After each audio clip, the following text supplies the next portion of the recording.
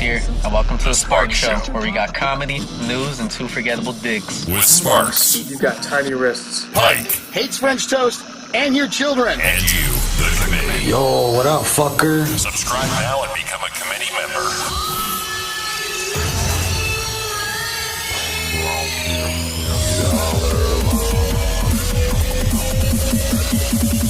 Let's rock. That's what I'm talking about.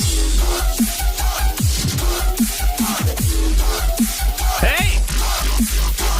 What's up? What's going on, Pike?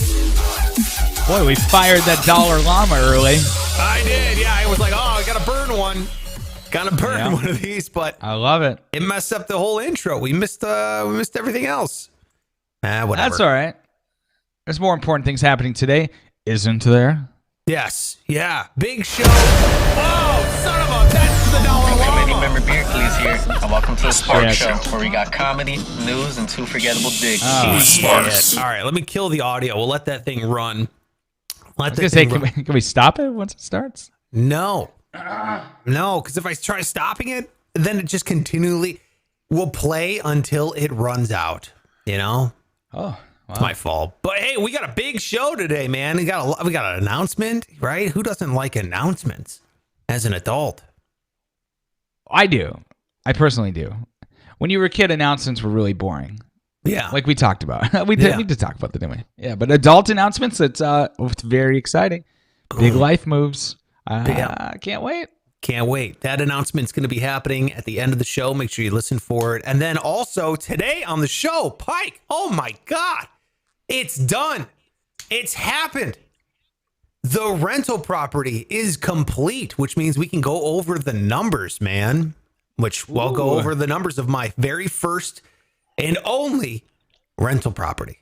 It's complete. It's ready to rock. So go Oh over yeah, it. congrats. Thank you. Oh my God, does it feel good? What a journey it has been. I'll go over everything here, but first, if you're looking for comedy and finance smashed together, you're in the right place. That over there is at Pike Taylor Radio. He's a good man. He's a good human.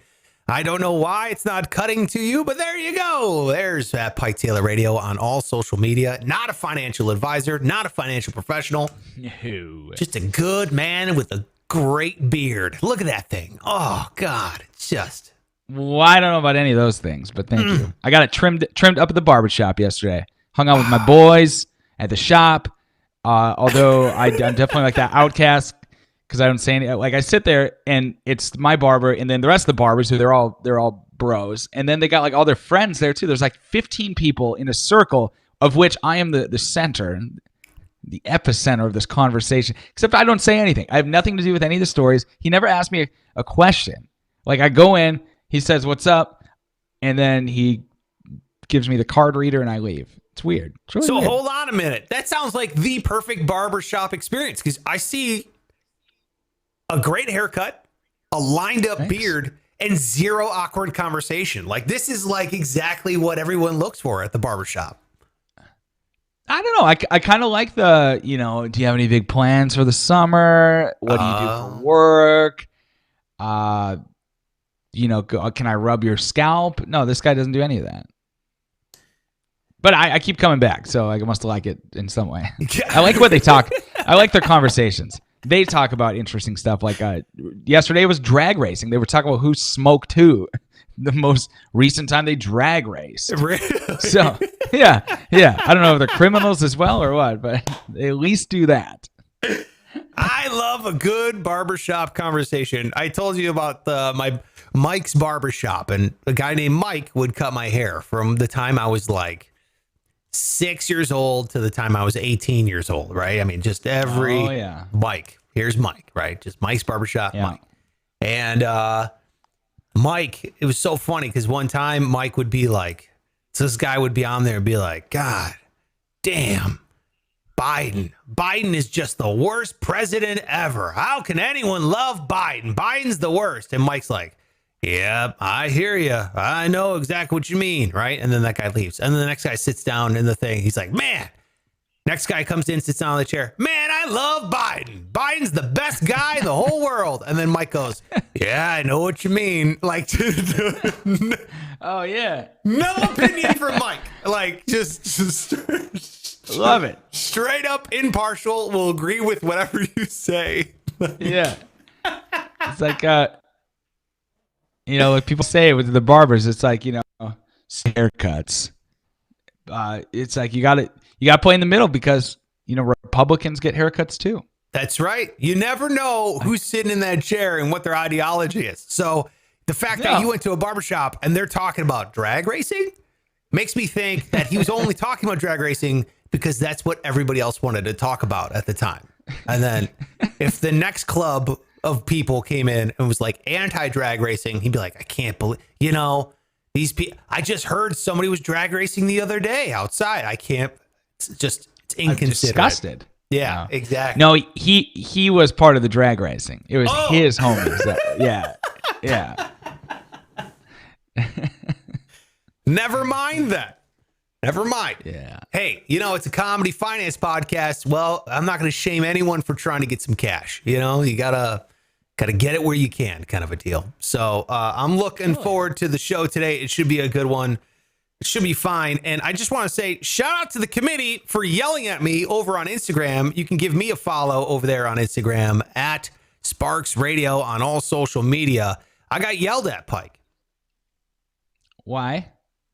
Because the last 3 shows, I can't remember what they said. I've forgotten to do. Let me ask you this. Straight up forgot to do it. Oh, yeah. Somebody out there likes it or what? Says this. They said it's their favorite segment on the show. No way. Oh, yeah. Wow. I'd enjoy it as well. Yeah, let's do it.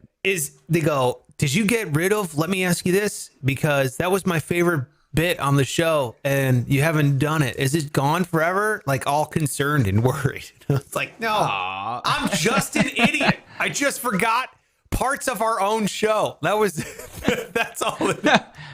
Well, when you have so much going on, it's easy to forget. Yeah, when you have announcements. It's like when you got a lot.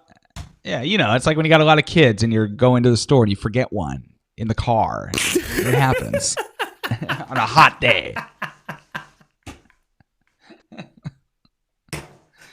That's right. It's not that you don't love that kid any less. It's just you're so busy that you might leave a kid in a hot car on accident, Yeah, that's why I always forgive those people. That's right. Die in the car. No, the old Kevin McAllister is what they call it. Is that right? Just forget the kid behind. You just leave him behind. You're like, oh, shit, I forgot. Yeah, it happens. So, yes. Pike, why don't you start? Let's have you start today. Go ahead. Why? Because you didn't think of one? No, because I got to text Greg. Greg's coming back. Oh, okay. Well, let me ask you this. Oh. You're going to the moon, okay? You're going to spend a year up on the moon. Yeah. And you can only take one thing. It can't be electronic. You can only bring one thing that for entertainment. This one thing will be your form of entertainment. Non-electronic, no batteries, plug nothing. What is it? And I'm on the moon for a month. Yep. I don't know why it's the moon. I guess it could be anywhere, but no, it's the moon. Fuck it, it's the moon. It's just one thing. It's got to be one thing, and I'll be like, the judge on what one thing is. Okay, because the first thing I thought of was golf ball, golf club. I'll allow it. Okay, all right. I'll allow it. You're just gonna whack a ball back and forth for a month? Yeah, there's like 10% of Earth's gravity. You know how far you can crush a golf ball on the moon? It'd be amazing. Yeah. Well, that's the thing. You're going to hit it once. You'll never see it again. Not true. You're going to blast it into orbit, aren't you? The gravitational pull of the moon is going to grab that golf ball back. And then you can just find out where it landed on that tiny moon. And then you're going to run or drive to go there and then go hit it again, dude.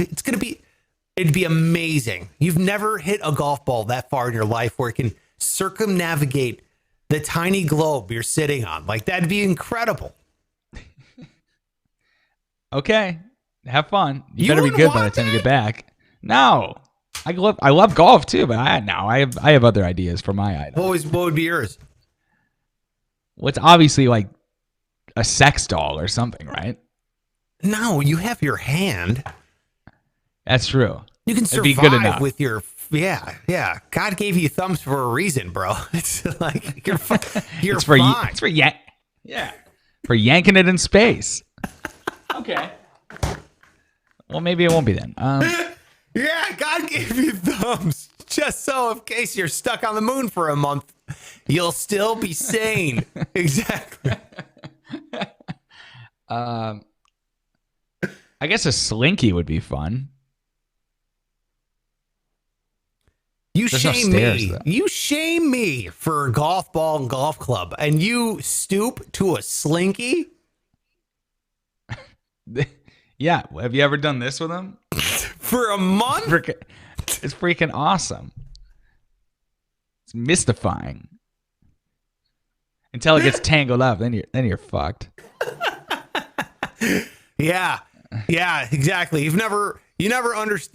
You think you have it all figured out when a slinky's working, but then it's just you have no grasp on how this planet operates once that slinky gets a little tangled up. You're like, dude, what is this, quantum physics? All of a sudden, It's irreversible. Yeah. Like, oh, where's my golf club? Oh shit. I guess I'll just yank it.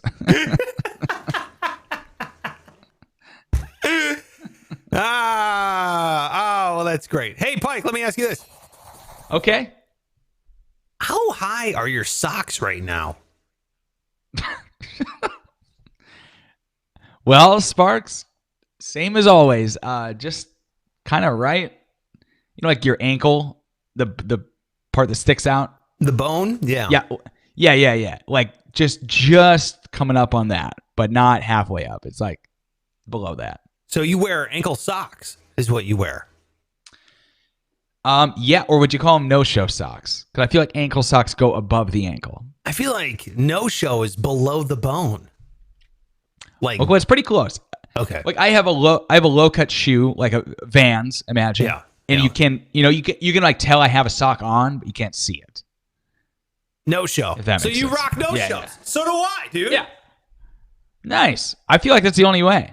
If you're wearing shorts, you're gonna look like a mega boner if you got like socks. That's not sticking out. true, man, because here's the thing. I think that's our generation's white New Balances, or white K-Swiss, like the old man with the white socks and the white K-Swiss. Oh yeah. Our generation, if you're in your 30s, you're rocking those no-shows, okay? But if you're dipping below that 30-year-old mark, you're rocking like mid calves that you like pull down, like you're about to hoop with LeBron. You know what I mean? Like you're wearing those socks. I guess you got to be a certain type of baller to pull that off, though. I see skateboarding kids. I see basketball players. I'm telling you, it's a generational thing, dude. That's our K-Swisses. God, now I feel like a dummy. I know. You feel like an old man. I know. That ankle bone ages you, dude. I'm telling you, it's like everyone's worried about those crow's feet. No, it's the ankle bones. Ryan is here watching live. He says, "Good morning, boys." Good morning, boys. Thanks for being here, Ryan. Appreciate it. Look, if you are like Ryan and you're watching this over on youtube.com/Sparks Radio, hit the subscribe button. We are up. We are up to 310 subscribers. I love that. That's cool. If you're listening to this as a podcast, can you rate us? Can you review us? Can you subscribe there? That would be dope. We've ran that well has ran dry on our reviews. So if you can give us 5 stars and leave us a review, I want to do another round of common investing coming on up here, which would be exciting. So I say I'm finished. And now, Pike, I'm finished. I say, dare I say, Yeah. we get to dem business of the show. What are we gonna do first? I'm going to go over the numbers of my rental property. It's been a process, dude. I cannot wait to explain this. I'm excited. I'm legitimately like I'm giddy about this because this is years in the making. So let's go back. Let's rewind. It's what, 2021. We're recording this today, June 17th, 2021, pulling the curtain back a little bit.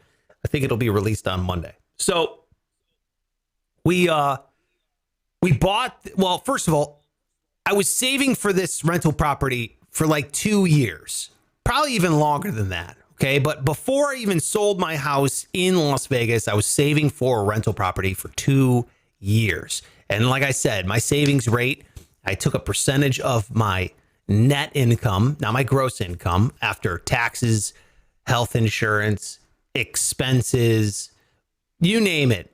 Any money that was left over, I would save a percentage of that. That's before we got to like entertainment and all that shit, because I would cut back on entertainment. So my savings rate went anywhere from 30% to 50%, right? I was like, I'm going to save after taxes and health insurance and HSA's account and 401k employer match shit, all that stuff.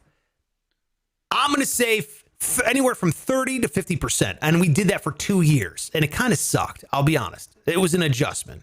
My wife, I bet, most people listening to that hear 50% of what their each check is. And it's like, what? How? Yes. Or like you said, that's no fun. Yeah, we really did sacrifice. And keep in mind, we lived in Las Vegas, you know what I mean? Which is like one of the entertainment capitals of the world where there's always fun shit to do. It's kind of the business of Vegas. And we did the opposite. Okay. So there was some sacrifice there. So for 2 years, we saved. Then I remember I would go to Vegas and invite you out and you'd meet me up. And I remember you would bring a sack lunch. Because you're saving. I was like, dude, I'll get you lunch. No, I'm kidding. You didn't. Yeah, I'm the only one who showed up to the buffet with a cooler so I could take some stuff home with me. I should do that. Looking around, sneaking some chicken wings in my fanny pack. But I would, I call them fanny wings. But what I would do is not go out. We'd try to do like a lot of outdoor stuff. Go hiking, go to a park, stuff that was free. That kind of thing. And you don't like drink a ton of alcohol, do you? No, I'm not a big booze guy. Yeah. Okay. Yeah. That's where a lot of people's money goes. Yeah. Well, and lifestyle choices really impact. So keep in mind, I was working mornings, so I wasn't going out at night in Vegas. Wasn't paying $25 for Coors Light in the club. I was sleeping by 7:30 at night, and I have 2 kids, so. Needless to say, I was living that home life pre-quarantine. Okay, so save for 2 years, sell our place in Vegas with the intention of, hey, and keep in mind, even before we sold the place in Vegas, I had a realtor in Cleveland looking at rental properties for a year, FaceTiming, doing all this stuff behind the scenes because I knew that we really? Yeah. This is before you knew you were going to move to Cleveland. Yeah. Wow. Okay, I didn't know that. This is pre-pandemic, 2019, early 2019. I had a realtor going to and looking at properties, but only because I knew the numbers worked in Cleveland for rental places, and they don't work really well in Vegas. Vegas got outpriced in terms of rentals, so it just got too expensive for what we could afford. So I went back. I'm like, I know Cleveland. I know the shit neighborhoods. I know the good neighborhoods. Let's find somewhere in the middle. Okay. And we can afford that and then turn it into a rental. So we moved to Cleveland thinking, okay, this is what we'll do. We'll take advantage of this time where I don't have a job. And we have money set aside specifically for a rental property. And that's what we did. We bought a rental property. We committed to the plan. We pulled the trigger. We bought it. And we bought the property, just going over the numbers, we bought the property on March 9th, 2021. Okay, so bought it, finished it today, Pike. This is what I was doing earlier today. I finished it today on June 17th. So it took me from March 9th to June 17th to finish this property. Huh. Seems like longer ago. That's pretty quick work, 3 months. It felt like forever. It took a lot of trips. A lot of time there. Okay, so let's go over the numbers here. And there's two numbers. We've talked about the 1% rule in real estate. Do you remember what that is, Pike? Yeah, 1% of the mortgage or the cost of the home needs to be equal or greater than the rent price. That's per it. month. Brilliant. Perfect. Wow, thanks. I love it. So if this is your first time hearing about the 1% rule, it's a really general back of the envelope kind of math that real estate investors use in order to know real quick, first glance, is this worth my time? Not saying it's a good deal or a bad deal, just is it worth my time to investigate more? It's called the 1% rule. It's exactly what Pike said. Does the rent that you can get per month equate to 1% of the purchase price? So if you bought a $100,000 home, could you get $1,000 a month rent out of this thing?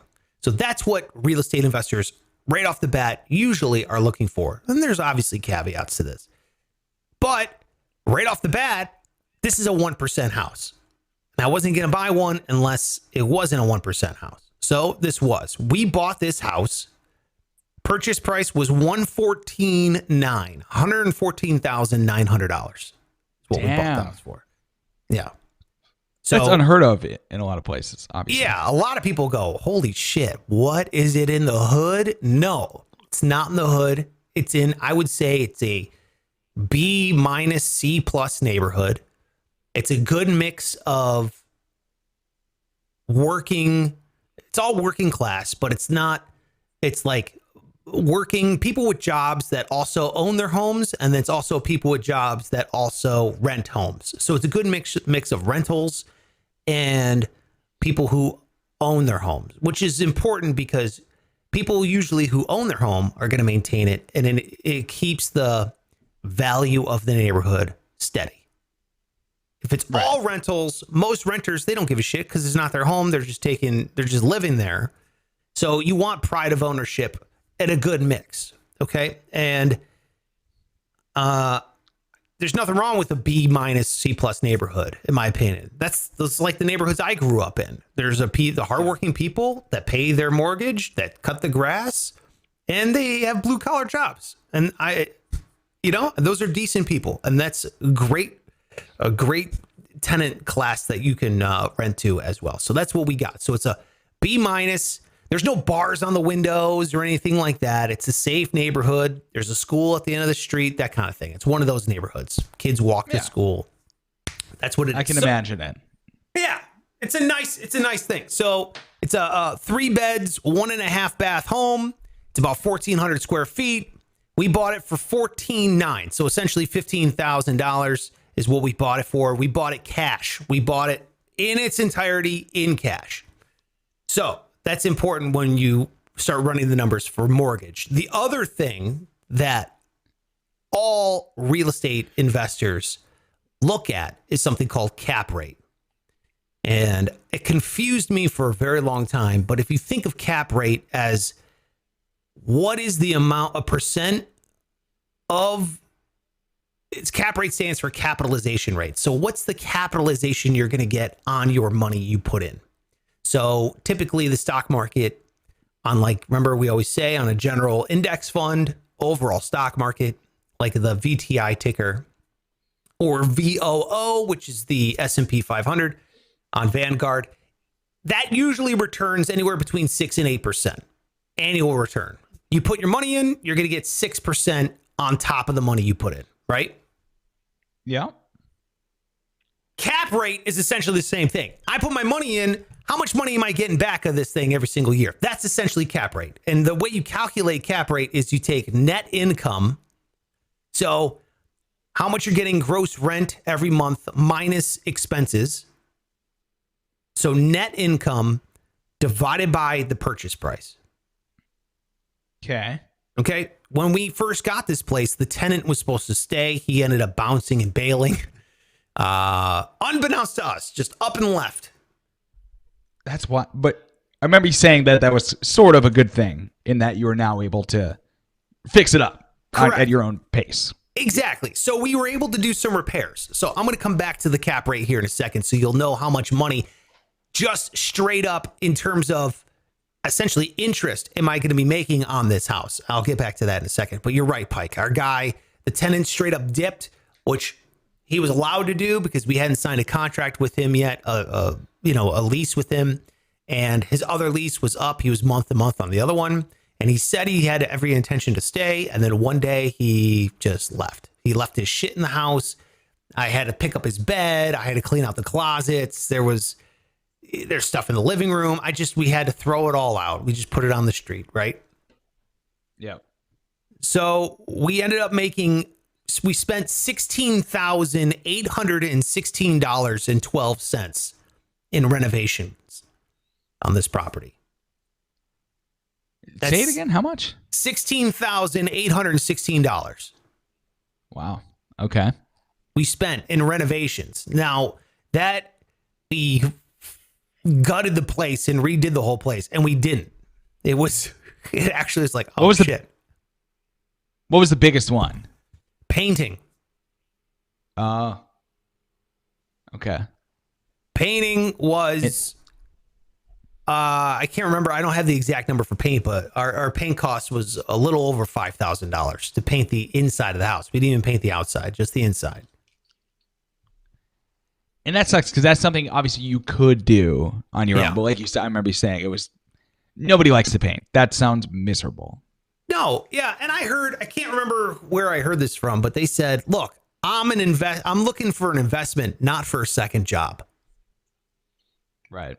And I agree with that. You got to know where your money is better spent. Okay. And my money was better spent doing electrical, which was unforeseen. It didn't come across in the inspection. That was another huge hit. That was over, I think it was like $4,000 for the electrical stuff. It ended up being because we had to rewire the entire upstairs of this house, which also kind of sucks because it doesn't make the house look any prettier. It's all internal shit. Like nobody's ever going to see or care about. Right. Like if you've been eating good and it's like, oh, I feel great on the inside. It's like, wow, who fucking cares? Let me see you lose some weight. Yeah. I don't care how you feel. Yeah. How come I can't see your abs? Yeah. You're like, damn it. It's exactly true. Yeah. So we redid the electrical upstairs. We painted the inside.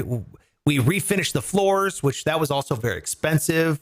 But it's all longevity stuff. So aside from paint, which hopefully we can get a few years out of, the floors won't have to be redone for a very long time. The electrical never have to get redone, which is, awesome. So again, we decided to refinish the floors rather than carpet because if they have pets and the pets pee and everything, you're taking money, you're saving yourself money in the long run. So all in all, grand total with the purchase price and the renovations, closing costs, all that stuff, we're looking at a grand total of $131,716.12. Okay. All in. Okay. That's including like all the new smoke detectors. And I'm talking about all the expenses, every penny we've spent. That's it. $131,716. Still not bad. Not bad. Think about it. Now, 1% rule, we're charging per month $1,400 a month for this property. Okay, a quick math. That seems to do it. Yeah, so we are actually over the 1% rule for this property. So $1,400 a month for the property, all in renovations, everything, purchase price, we're at $131,716. So we are actually over 1%. So this is a good deal. This is an excellent deal. Plus, things are taken care of for the future. We won't have to replace things for a little while, right? Which is nice. The roof still looks okay, although you set money aside per month for all that kind of stuff, right? Insurance. Oh, here's $1,000 extra bucks a month. Okay. And $1,000. So now let's do the cap rate. So this is the capitalization rate. So if I put the money in the market, keep in mind, if I took $131,000 and I just put that into the market, I'm going to get anywhere from 6 to 8% on average. Obviously, there's dips and there's depressions and recessions and corrections and all this shit in the stock market. So it's got to be worth it, right? You better be getting better than a 6 to 8% return on your money. If you're throwing $131,000 in fucking cash, that's the most money I've ever had in my entire life. If I'm going to take that money, I'm going to throw it into something, I better get a good return on it, right? Or I'll better make sense. Absolutely. So doing the cap rate, which is vital in real estate, you take your net income, which my net income is $1,000 a month, which is $12,000 a year, divided by the purchase price of that $131,716.12.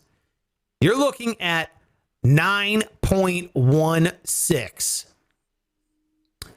So I'm getting a 9 cap. This is a 9 cap home. So when you hear, if you ever hear real estate investing, if you ever hear people talk about real estate investing or whatever, the first question they'll go is, what's the cap rate? And they'll come back, oh, it's a 5 cap. It's a 6 cap. It's a 10 cap, 12 cap, that kind of thing. This is a 9 cap rental property. That's better than the market. It's huge. It's great. Just under 10% return on my money, which is, in my opinion, stellar, especially because you have rents rarely go down. Home values rarely go down. So when you start talking about, real estate investing and all this kind of stuff, there's a lot of benefits because you have the home value appreciates. Rent prices go up. As long as you maintain the property and keep investing and set money aside for a new roof and, tenants have complaints and whatever, but that's why we got a property management company. At the end of the day, on paper, and I'll let you know how it goes once the tenant gets in there, but we already have showings booked and everything because people want it because, it's nice. We put a new fridge, new faucet, new garbage disposal, restained the deck, did all this shit. Yeah. So people want to live in it, which is great. And at the same time, we should be able to maintain that $1,400 a month for the end of time, Pike. God. Forever. And rent could go up theoretically, right? I mean, eventually you could raise rent. Yeah. Yes. After a tenant moves out, you typically raise rent, especially if they've been in there for years. I'm not in the business of raising rent on the tenant while they're living there, especially if they're maintaining the property and they're good tenants, they pay on time and that kind of stuff. In my opinion, it's more crucial to keep a tenant than, because there's fees involved with flipping tenants, and there's costs. Well, that's nice of you. Yeah. Yeah. So, hey, man, if you're taking care of the property and you're living in it and you're not trashing it, you're not smoking in it, you're living in it like it's your house and you have a pride of where you live and you're not a trash bag, then why would I ever kick you out? Why would I ever raise the rent on you? I'm happy. If I'm making $1,000 a month. That's good. You know what I mean? And that's at the end of the day, after everything, after all my taxes, all my expenses, that's straight cash flow, $1,000 a fucking month. This thing is a home run, dude. This is a home run investment, which, I've heard of this idea. And I think it was Brandon Turner from the Bigger Pockets podcast that I heard that did this the first time. He bought his daughter, when his daughter was born, he bought a house for his daughter. Okay. And I know that sounds like, oh, what a rich fucking guy, a house. But keep in mind, you get it with a mortgage and you can get it with an FHA 3.5% down. You're looking at, I don't know, 10 to 15,000 bucks. You buy a house for your kid. You rent it out, make sure the numbers work. So it's cash flowing every month. Every month you're making money. But then when that kid turns 18, you sell the property because that property, the tenant's been paying the mortgage. Say it's on a 15-year mortgage. Tenant's been paying off that mortgage. You now own the house outright. You've gotten money every month from it. And the house is appreciated. By the time in 18 years, the property value has gone up. Guess what? When you sell that house on their 18th birthday, that's their college fund. Here you go. I just made money and also paid for your college. Yeah. Wow. That's genius. A cool way to do it. Yeah. Yeah. I was like, holy shit, that blew my mind. So, at the end of the day, say in 10 years, I'm good. I've gotten my money's worth out of it, or I want to take that money, I want to put it somewhere else. I can always sell the property. But that's why I love real estate. Obviously, there's tax advantages, deep, the depreciation you can write off on taxes. We can do a whole episode on that in a little bit, but that's like a huge incentive for real estate. So there's the numbers. It's a 9 cap house, $131,000 all in. I bought it for $115,000 essentially, so it cost $16,000 in reno, which we did not expect to pull the trigger on and purchase and do any of that shit at all. But I'm glad we did it because I was here and I could do a lot of it myself, saved me a bunch of cash, and in return made it a nicer house that we can then rent for more money. So, any kind of questions? Well, I guess okay, first of all, going back to you saving for 2 years or whatever, like what was your down payment on your house? On the rental? A house in Vegas? No, the rental. When you bought this house, what sort of down payment? We didn't put any down payment. We just bought it cash. I wrote this a rental check. house you paid? Yeah. Paid cash. Oh, really? Oh, yeah. I paid cash for this house here in Cleveland. I bought it for cash. I wrote a check for $115,000. That's fucking okay. Wow. Wild. Yeah. Exactly. But I kind of had to do that because of the real estate market, what it is. It wasn't as crazy as it is now back in March, but every home, and I wasn't planning on doing that, but there was 2 reasons. One, I didn't have a W-2 job at the moment, so I didn't qualify for a mortgage. Nobody was going to lend to me without any kind of income coming in. And then 2, I would have had to pay cash no matter what because the market, dude, we would go see a home. First of all, I've never had this. I would have to wait in line to go inside the house to look around because there was that many people going through these homes. Like it was right as the market was heating up. And every time we put several offers on other homes, there would be like 9 or 10 offers on these houses.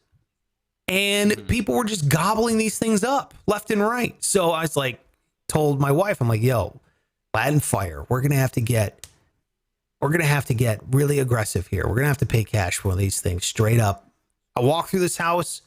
The tenant at the time was already paying $12.95 a month. And I knew that we could fix this house up and charge more. So I didn't want to do that at first. I was like, let's keep him, have him essentially. We'll save enough money. He pays that 16 grand. And then we'll take that. We'll turn around, put that money right back into the house kind of thing. But it didn't work out that way. And that's fine. I learned a lot about electricity. I learned a lot. There you go. Yeah, I learned a lot about fixing up a lot of stuff. I'm definitely more confident in my handyman skills now, so it's good. It was a good journey. It was a lot of learning, a lot of swearing, a lot of cursing, especially putting up those front railings on the steps. That was a bitch. But yeah, it was cool. Okay. Yeah. No mortgage. If you're Ryan making is here saying no mortgage, that's awesome. Yeah, no mortgage, man. I own it outright. So when you're saying you're making $1,000 a month, if anybody were to buy a rental property with a mortgage, not being able to pay cash, like how are they going to be able to make money? Well, you just factor that into the net income. So you just you take out that price, the principal and interest, right? There's something called the PITI, principal, interest, taxes, and insurance. You take that expense out every month. Most people, if they have a mortgage, they want to make at least the goal on a single family home with a mortgage is you want to make like $200 a month.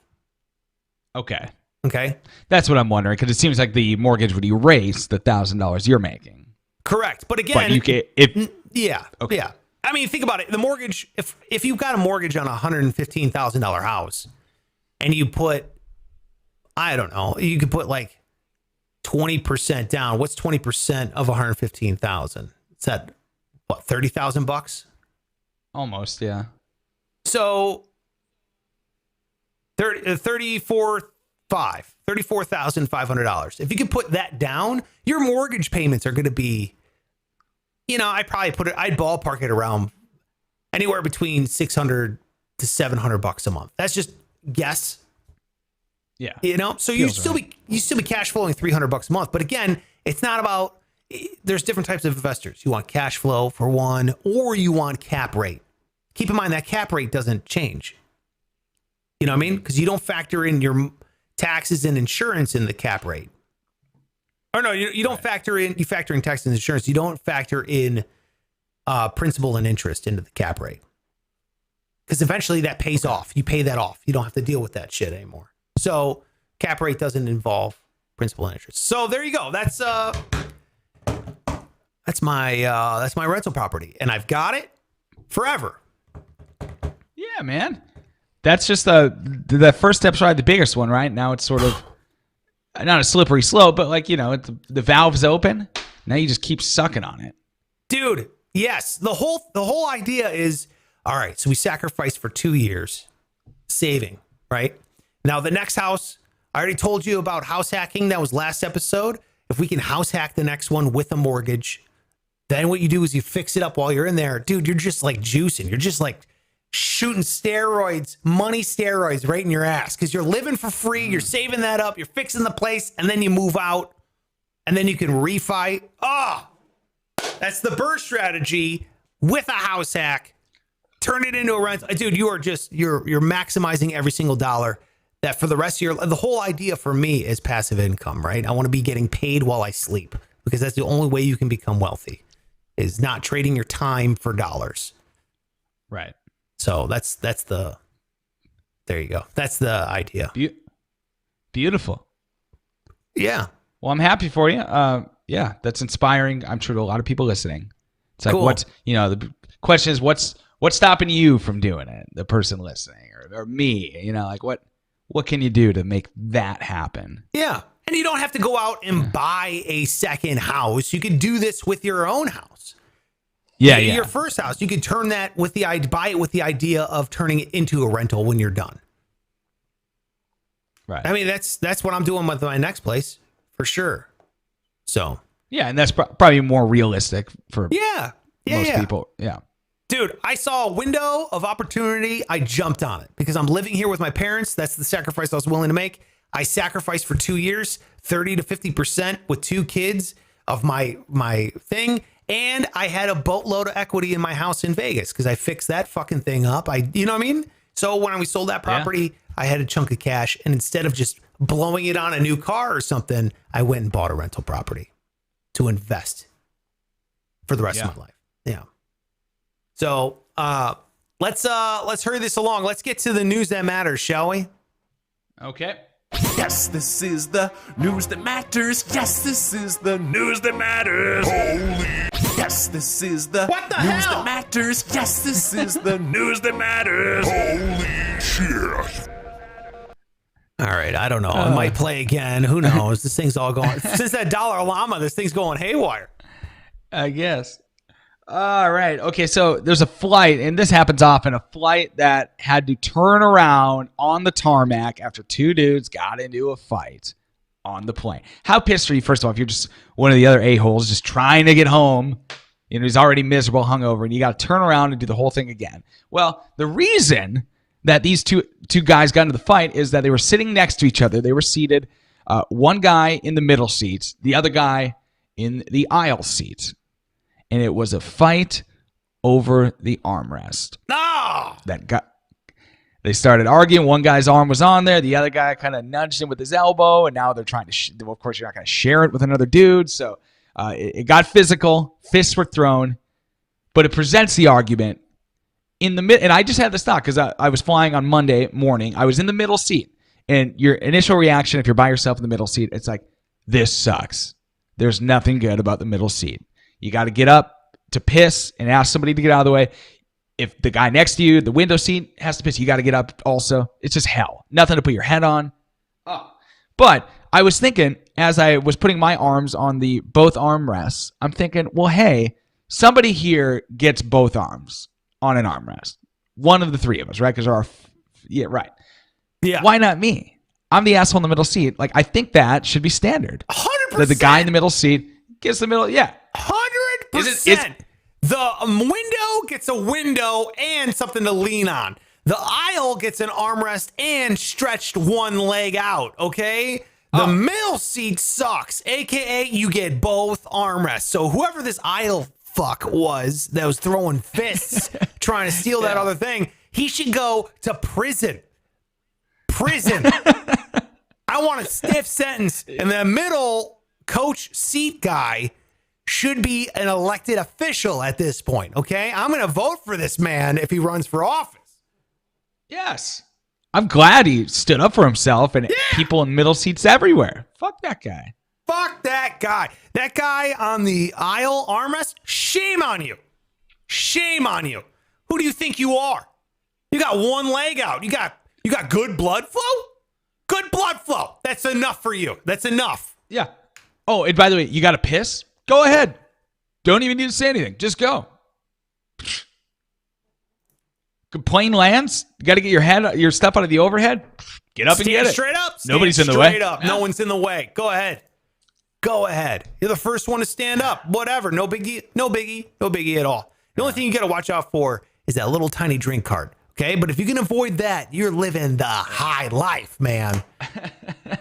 I always fall asleep and my leg naturally wants to like fan out into the aisle. So they either like, run right into your knee, or if they're nice, they'll like wake you up and go, excuse us. Watch your knee. Yeah, dude. Yeah. Fucking drink card. I'll get you every time. Oh, yeah. Well, it sure does in more than one way. Yeah. You know what I mean? Yeah. I'm talking about getting shit-faced on a plane. Oh, yeah. No, I didn't catch what you were saying there. Yeah, a little. Okay. Sorry. Wow. Yeah, dude. Yeah. Fuck that criminal. That man should be on a no-fly list. It should be him with like the rest of Al Qaeda or whoever's on a no-fly list nowadays. The January 6th guys. I don't know.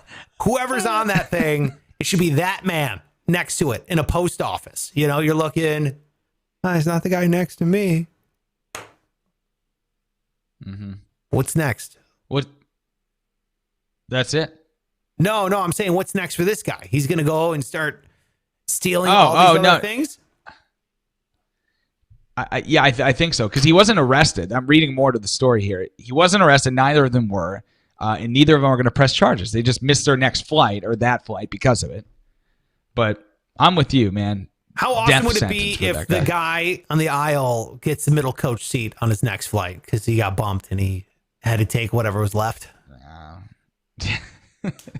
Well, this is that dickhead. It doesn't matter what seat he's in. He thinks all the seats are his. He thinks when the plane lands, everybody gets up, that he gets to just get out in the aisle and evacuate the plane. You know what I mean? When the people behind you want to try to weasel up and everyone's still standing there. It's like, you to me look like you think you're going to go before me, which is funny because my row is in front of you. So fucking relax, first of all. Yeah, I know. That's like the most like tense moment is when you're sitting there waiting and you fucking know they're gonna. I just get so anxious. I just want to. That's you on the U-boat or whatever that boat was on Normandy. Like you're like going, and the guy's like 10 minutes, right? And you're going. You're like, oh no, this gate in front of me is gonna drop down. It's gonna just rain hellfire upon us. That's you. Like when you hear like that little chime thing that they turn off the seatbelt sign. Everyone's like, yeah, like getting their shit out of the overhead. They're gonna get, and then everyone's got to wait because it's like Frontier, and you got to pay to check your bag anyway. So it's like, dude, what are you hurrying for? We're all waiting for the same luggage down below. Yeah, dude. Right. I know exactly what you mean, dude. I will point out here. I think that's like your second Beaches of Normandy reference. You said like it's one of the most anxiety-ridden places in the that you've ever had, and I just immediately go to what's the worst situation on Earth, and it's that. All right, fair. I'll give it to you. All right, pointing it out. Real quick, I got an announcement to make. This is exciting. Ooh. The announcement is, I don't know. I have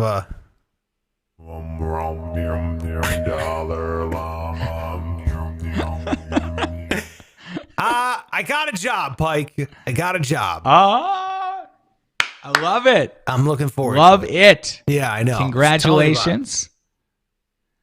Well, you tell me about it. 1 year after my sad exit in Las Vegas, I've been given a job, Kansas City. Kansas City. Now, it doesn't matter if it's Missouri or Kansas because it's the same city. And everyone always asks, is that right? Missouri or Kansas? Yeah. It's just like a river or what? The river is north of the city. So, what divides the states? A state An line. Imaginary line? Yeah. Oh, it's just a line on the map. Oh, I never knew. So it is the same metro area. Yeah. There's I think it's State Line Street or State Line Road. You just drive over it. Same thing. Yeah. Oh, okay. Well, Yeah. I'm happy to have learned that here. But no, congratulations, man. So what is it? Is it It's afternoons. I'm going to be on the pizza. Pizza's here. Pizza says a job, male prostitute is not a job, Sparks. Which is hilarious. Thank you, Pizza. Yeah, no, I got a job. I'm going to be on afternoons on 101 The Fox, KCFX in Kansas City. So I'm looking forward to it. So I'm going to be an afternoon guy, which my family is very excited about because the hours in mornings is not to be trifled with. You know, the hours in the morning show is like... It's a difficult lifestyle. I mean, every shift has its pros and cons. You know, afternoons you'll be getting home later because what I'm doing now. So Correct. You know, late dinners and things like that. But it's still in the long haul, it doesn't wear on you physically. Correct. Like a morning shift does. Yeah, morning show as much. Look, I love mornings. I mean, the show. I hate the actual physical mornings. I'm not a morning person. But I love the job, right? I love the morning show job. I love everything about that. But it is 100% lifestyle change. You're 100% right, Pike. When you're going to bed and there's like kids playing outside and birds chirping, you start questioning life choices. You're like, what am I doing? Yeah. Is it all worth it? Is this right? I don't think humans are supposed to live this way. It is. Look, mornings. That is a absolute sacrifice there. So the job better be worth it, which it absolutely was in terms of Las Vegas. But I love mornings. But I'm looking forward to gracing the airwaves in Kansas City. I can't wait to get back on air. It's been almost a year since I've been on the radio, so I'm looking forward to it, man. Should be a fun time. I don't know specifically which day I'll start on the air side, but I'm moving tomorrow, which is wild. You got some noise interference. Man, you're just picking up and going tomorrow. Picking up and going tomorrow. That's right. Hold on. Look who it is. Dude. Oh, nope. That's what it is. Yep. There he is. Great. Greg Salerno. So, yeah, I'm picking up and I'm moving tomorrow, man. So it should be fun. So, you driving? Driving, yeah. Pizza is here. He says, congratulations, Sparks, but you're still going to suck. I'll do the podcast with Pike. Okay, there you go. The podcast will continue. We're going to continue doing the podcast. It should be a fun time, but there you go. That's the big announcement, all right? So I'm literally packing my shit into my car tomorrow and then heading out on the road, driving to Kansas City. So should be an interesting time. Super happy for you. I know when we started, or when I came on here, we were both jobless losers, and I know. And now we'll both have to work around our work schedules, which is very exciting. So, we'll make it happen. Congrats. Yeah, we'll make it happen. Oh, yeah. All right, there you go. That's it for the show. Make sure if you're watching, you are hitting the subscribe button over there on YouTube. That would be huge. Tell a friend about the show. And if you're listening, give us that rating and review. If you really enjoyed my numbers on my rental property that I went over today, let me know, okay? And if I missed something, hit me up, all right? And if you got any questions about that kind of stuff, I'd love to answer. Make sure you hit me up on Instagram at Sparks Radio. Pike is at Pike Taylor Radio on all social media. Greg is here. Greg is just sitting around chilling. We're going to be talking with Greg here. He's getting ready for 5 on Friday, which we'll do. So make sure you're joining the old Patreon. Patreon.com/SparksRadio. It's like 100% separate podcast, all comedy, ton of fun that we do on Patreon every single Friday. So that's just some of the content that goes up there. Make sure you subscribe. It's $5 a month if you want that podcast and all the other bonus content as well. Plus, I'm on that thing every single day. So I will interact and answer all the questions on the Patreon first. I get to those So make sure you're hitting that up as well. All right, that's it for the show. Any last words, Pike? Greg? Good one today. Good one. Show's over, motherfuckers. Now get out of here.